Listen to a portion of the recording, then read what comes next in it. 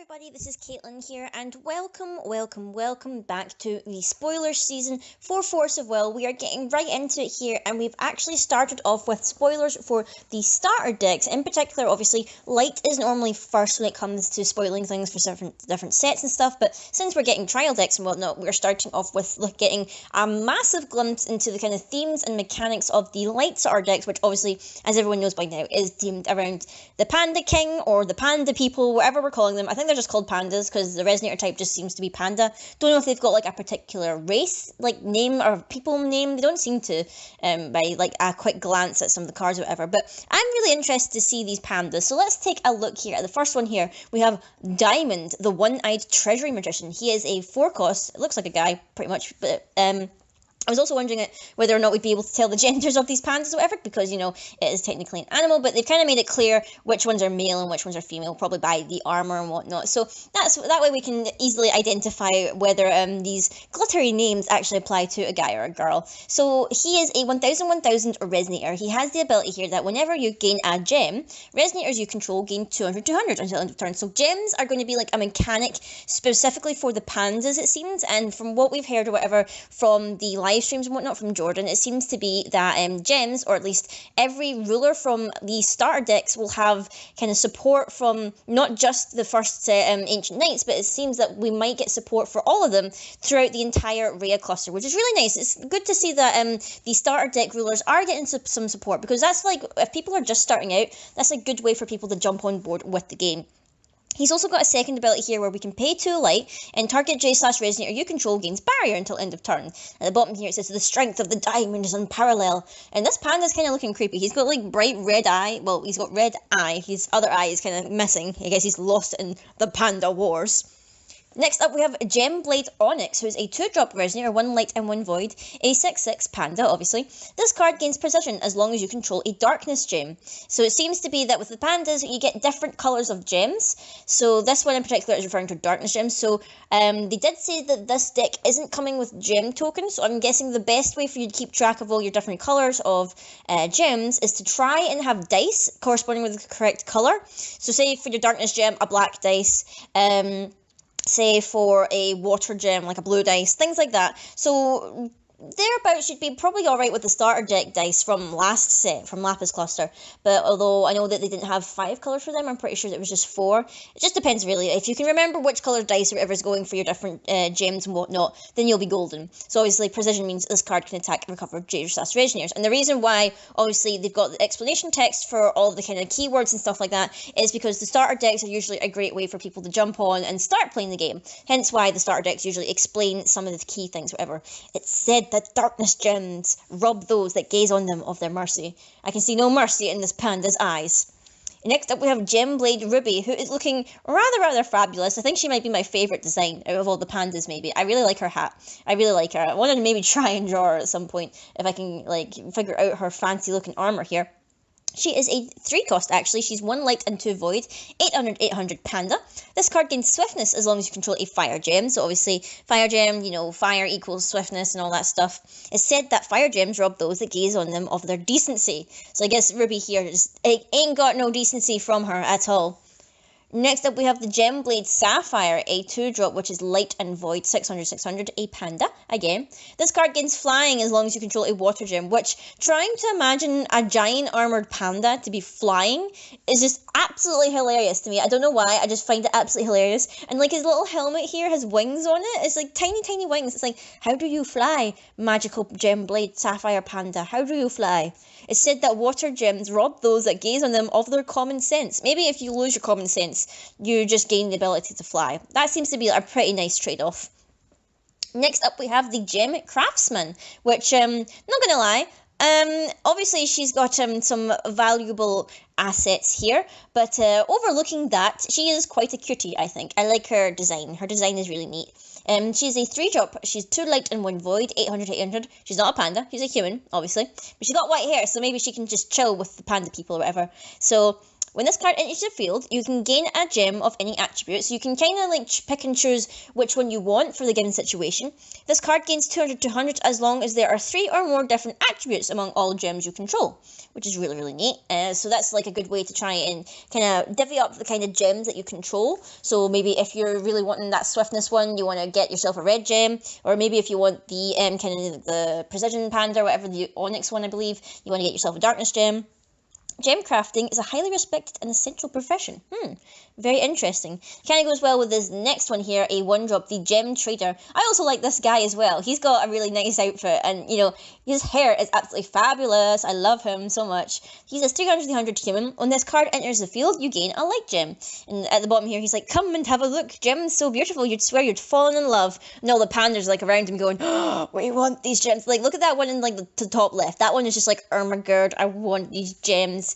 Give me them all. So yeah, it seems to be that even though the panda people seem to like come from the mountains or something like that, I'm guessing lore here just from like a couple of context clues from some of these pictures. So it seems to be that they are on good terms with humans because they seem to be like having trade and whatnot with them. So, you know, it seems like they don't have any issue with humans. The pandas are pretty chill folk, even though a lot of them seem to be losing some aspect of themselves because of the gems.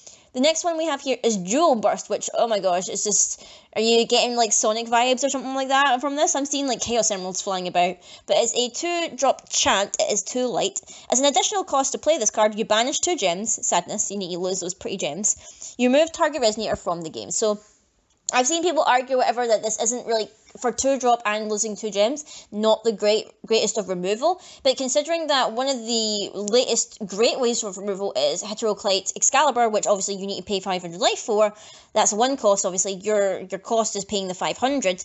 I feel like depending on like how easily accessible we'll be able to like ramp gems, depends on how good this spell will be, because obviously so far we've seen 1 or 2 ways of getting gemstones or whatever, but I feel like maybe in the Reiya cluster, or maybe some other cards that we've not seen yet in the starter deck, I don't know if this is all the cards, but I'm pretty sure they wouldn't have spoiled every single card that'd be in the starter deck in the first post. I could be wrong though, because they say that there's at least multiple copies of the cards in the deck, so who knows indeed, but there might be other ways for you to ramp up gems, so this could actually be really, really good as a spell. Next up, we have a quick cast chant. We have the Jewel Shield, and this panda here is looking mighty fine with this big old shield here, which doesn't seem to have that many jewels on it, to be fair, although I suppose those giant kind of diamond things look like jewels. Obviously, it's quick cast. Target Resonator gains plus 200 defense until end of turn. Gain a gem of any attribute, and then that Resonator gains plus 100 defense for each different attribute among all gems you control until end of turn. So at first, it doesn't seem like the best of spells, because you're only getting an extra 200 defense initially, but obviously you're going to take into account all the different gem attributes that you've got. So I'd say if you've got one of each kind available, so far I've not seen one that details a wind gem. I assume that there maybe is one, although so far we've like seen darkness, we've seen I believe light, and we've seen red, so, or we've seen water as well because of the water gems and whatnot, but I feel like you could potentially have 5 different attributes of gems, so that could like give you an extra like 500 defense, so you could get 700 from this, depending on how many gems you actually have. Next up, we have another quick cast chant. It is the Jewel Sword, and oh my god, that panda is looking mighty scary with his big old teeth there.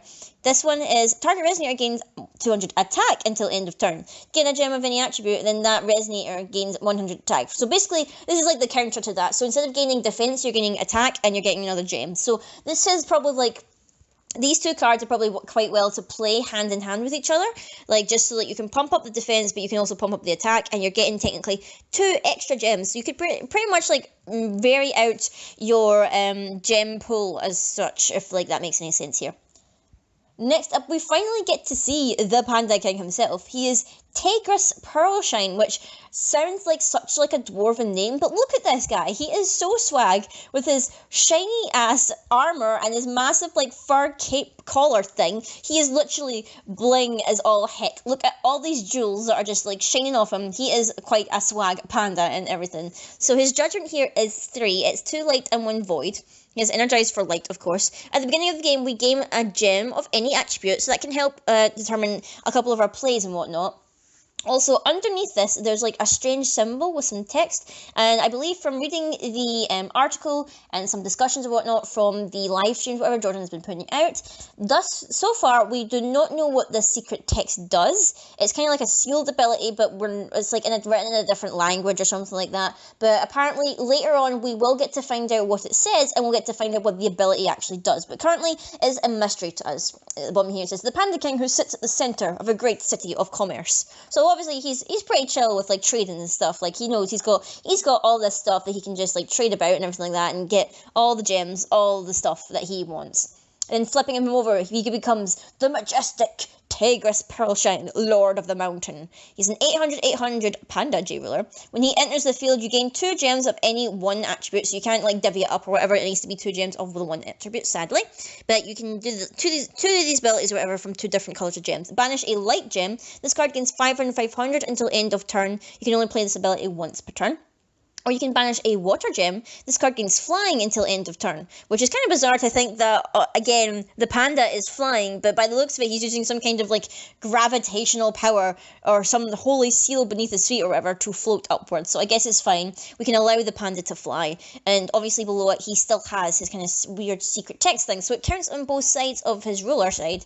So his ruler side and his J-ruler side. So I'm curious to see what exactly this text does. But down below here we have, believing that gems carry magical power, Pearlshine distributes them among his subordinates. So, not sure if maybe these gems are maybe referring to the magic stones or the willpower stones, whatever. Maybe they work differently in this universe as opposed to Grimm and Alice's, not Alice's world, the Ataratican world. But I guess we'll need to wait and find out the rules of this universe that we're entering here. Next up, we do not have a panda, we have a white raven, which is a 1-cost resonator, 300. It's a bird, it has flying, thankfully. If it didn't have flying, I'd be very concerned for this poor bird.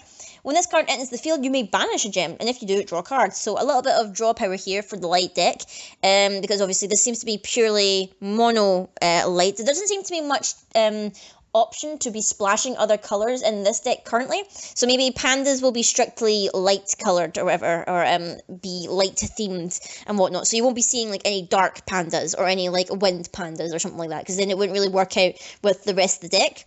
But that raven is willing to do anything for a gem. Indeed. And we have the special magic stone for this deck. It is ore from the treasure mountain. You treat this card as a light magic stone, so basically it works for light stone resonances if you're going to be using that. It can produce white, so light essentially, when it taps. And when this card enters the field, you gain a light gem. So the light gems in particular seem to work well for the Panda King himself. Obviously, you seem like if you got at least 4 of these, which you probably will if you're going to be using the pandas anyway. You will at least be getting 4 light gems if you manage to get them all out. So that's a good amount of light gems for your panda ruler there, which is very, very nice. And then the last stone here is we have the artwork for the light magic stone, which is actually really, really nice. I really like the design they went for it. It's kind of, it reminds me a lot of like stained glass. So like the sun here, which is obviously representing the light stone, whatever, it looks a bit like a rose, but obviously it looks a bit like the sun as well.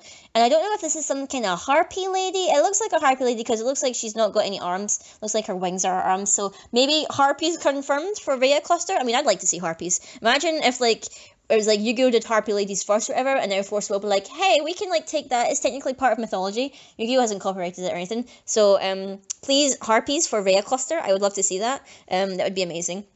But overall, I'm pretty impressed with these pandas. I'm not quite sure, obviously, because at my locals, we're all planning to do a trial starter deck tournament or whatever when the starter decks come out and whatnot. So I'm not quite sure whether I'll pick pandas. I am kind of tempted, also kind of not. I'm not too sure. I'll probably need to wait and see what the other starter decks are like. I am still curious about the merfolk and the vampires, in all honesty. Not too sure about the dragonauts or the elementals, I think the other one was called, or something like that. Definitely wasn't elves. It didn't look like elves anyway. But those are my thoughts for these spoilers, guys. Let me know down below what you think of the pandas. Do you think that you can rock the mountain and all this stuff? And I wonder what one we'll be seeing for our next spoilers. But until next time, guys, I will see you all later.